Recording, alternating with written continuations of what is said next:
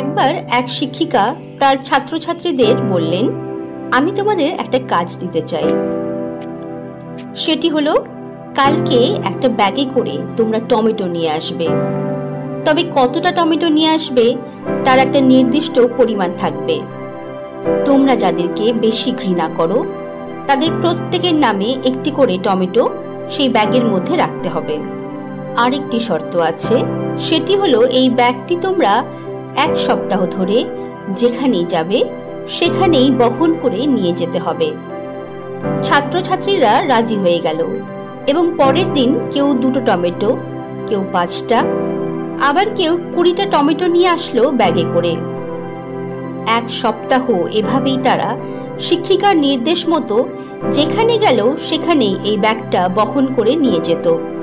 1 সপ্তাহ পরে যখন সকলে স্কুলে এলো, তখন শিক্ষিকা তাদের এই অভিজ্ঞতার কথা জানতে চাইল। 1 সপ্তাহে এই টমেটোগুলো প্রায় পচতে শুরু করেছিল এবং দুর্গন্ধ ছড়াতে লাগলো। তাই সকলেই এই বিষয়ে অভিযোগ করতে লাগলো। অন্যদিকে যারা বেশি টমেটো ব্যাগের মধ্যে রেখেছিল তাদের অবস্থা আরো করুণ হয়ে উঠেছিল।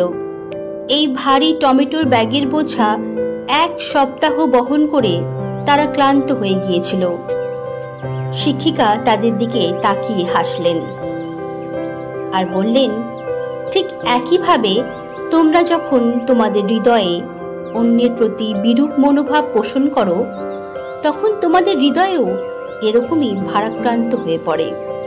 অন্যদিকে পচা টমেটোর দুর্গন্ধে যেমন তোমরা অতিষ্ঠ হয়ে উঠেছ, ঠিক একইভাবে তোমাদের হৃদয়েও অন্যের প্রতি হিংসা, ক্রোধ, প্রতিশোধের নেশা তোমাদের হৃদয়কে অসুস্থ করে তোলে।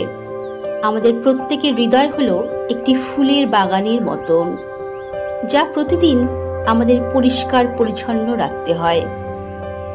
তাই সেই সমস্ত মানুষদের ক্ষমা করতে শেখো যারা তোমাকে কষ্ট দিয়েছে।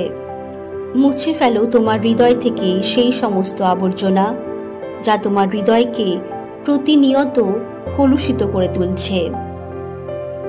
মথি রচিত মঙ্গল সমাচার 6 অধ্যায় 14 পদে লেখা আছে, তোমরা যদি পরের অপরাধ ক্ষমা করো, তাহলে স্বর্গে বিরাজমান তোমাদের পিতাও তোমাদের ক্ষমা করবেন।